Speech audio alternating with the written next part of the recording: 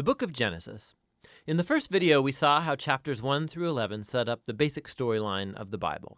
God has created all things, and he makes humans in his image to rule the world on his behalf.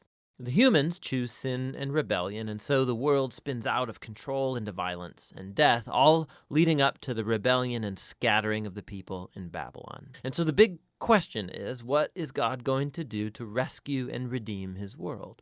Well, out of that scattering at Babylon, the author traces a genealogy of just one family that leads eventually to a man named Abram, later known as Abraham. And God's promise to Abraham at the beginning of chapter 12 opens up a whole new movement in the story. God calls Abraham to leave his home and go to the land of Canaan, which God says will become his one day. And in that land, God promises to make Abraham into a great nation, to make his name great, and to bless him. Now, these promises are connected back to earlier parts of the book. So Babylon had arrogantly tried to make a great name for itself, and that didn't go over very well. But God, in his generosity, is going to bestow a great name on this no-name guy, Abraham. And God's blessing of Abraham echoes all the way back to that original blessing God gave humanity in the beginning. So the question is, why is God going to bless Abraham and his family? And the last line of God's promise makes this clear. So that all the families of the earth will find God's blessing in you. Now, this is key for understanding the whole rest of the biblical story. God's plan is to rescue and bless his rebellious world through Abraham's family. And this is why the whole rest of the Old Testament story is just going to focus on this one family, eventually called the people of Israel. This is also why Israel will later be called a kingdom of priests at Mount Sinai. God wants to use them to show all of the other nations what he's like. And ultimately, this is the promise that gets picked up by the later biblical prophets and poets who say that its fulfillment will come through Israel's messianic king, whose reign will bring justice and peace to all of the nations.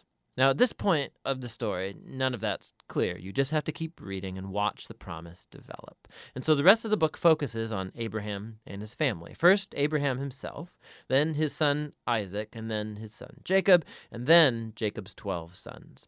And the stories about each generation, they're united by two main themes. So first, each generation of Abraham's family is marked by repeated failure. They just keep making really bad decisions that mess up their lives and that put God's promise in jeopardy. However, God remains faithful to them. He keeps rescuing them from themselves and reaffirming his commitment to bless them and bless the nations through them despite their failings. So the Abraham stories. God had promised Abraham a huge family, but on two different occasions, he's afraid for his life because other men are attracted to his wife, and so he denies that he's even married to her, which creates, of course, all of these problems. And not only that, Abraham and his wife Sarah, they can't have children, and so Sarah arranges for Abraham to sleep with one of their servant girls, which also creates all of these problems in the family. But each time, God bails Abraham out. And in chapters 15 and 17, God even formalizes his promise to Abraham with an official commitment called a covenant. This is a classic scene. God invites Abraham to look up at the night stars and to count them.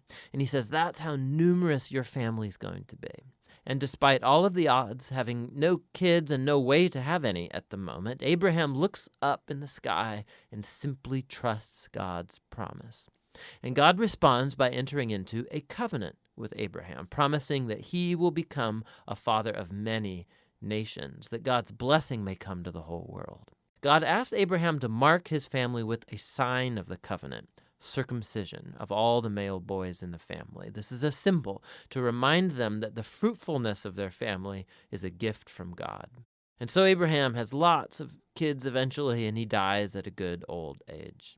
Now, the Jacob stories play out these themes even more dramatically. From birth, Jacob lives up to the meaning of his name, which is deceiver. He cheats his brother Esau out of his inheritance and blessing, and he does it by deceiving his old blind father, no less, and then he just takes off. He goes on to take 4 wives, even though he really only loves one, Rachel, and this creates all of these rivalries in the family. The only thing that humbles Jacob is being deceived by his uncle Laban, who cheats him out of years of his life. The tables have finally turned. And so it's a humbled Jacob that returns to his homeland. And in a very strange story, Jacob ends up wrestling with God as he demands that God bless him. Some things never really change, do they? However, God honors his determination, and he passes Abraham's blessing on to him. And he renames Jacob as Israel, which means wrestles with God. Now, it's this last part of the book, the story of Jacob's sons, where all the themes come to a head. Jacob loves his second to youngest son, Joseph, more than any of the others, and he gives him this special jacket. And the 10 older sons come to hate Joseph, and so they kidnap him, and they plan to kill him, but instead they decide to just sell him into slavery in Egypt, where he ends up in prison. Talk about family failure. But God is with Joseph, and he orchestrates Joseph's release from prison, and Pharaoh ends up elevating Joseph to second in command over all of Egypt. And so Joseph saves the nation of Egypt during a famine. And he also ends up saving his brothers and his family from starving to death. And so once again, we can see the folly and the sin of Abraham's family is met with God's faithfulness, who subverts even the evil of the brothers into an occasion to save life. And this is actually what Joseph says right near the end of the book. He says to his brothers, "You all planned this for evil, but God planned it for good, to save many lives." Now, these words are strategically placed at the end of the book because they summarize not only the story of Joseph and his brothers, but the book as a whole. From Genesis 3 onward, humans keep acting selfishly and doing evil, but this God is not going to leave his world to its own devices. He remains faithful and determined to bless people despite their failures. You can see this especially in how that mysterious promise about the descendant of the woman gets developed throughout the book. So remember, Genesis 3, God promised that this wounded victor would come and crush the snake and defeat evil at its source. And the author then connects this promise directly to the line of Abraham. This is a part of how God's going to bring his blessing to the nations. Now, from Abraham, this promise gets connected to Judah, the fourth son of Jacob, and this is how. In an extremely important poem in chapter 49, in aging Jacob, he's on his deathbed, he wants to bless his 12 sons.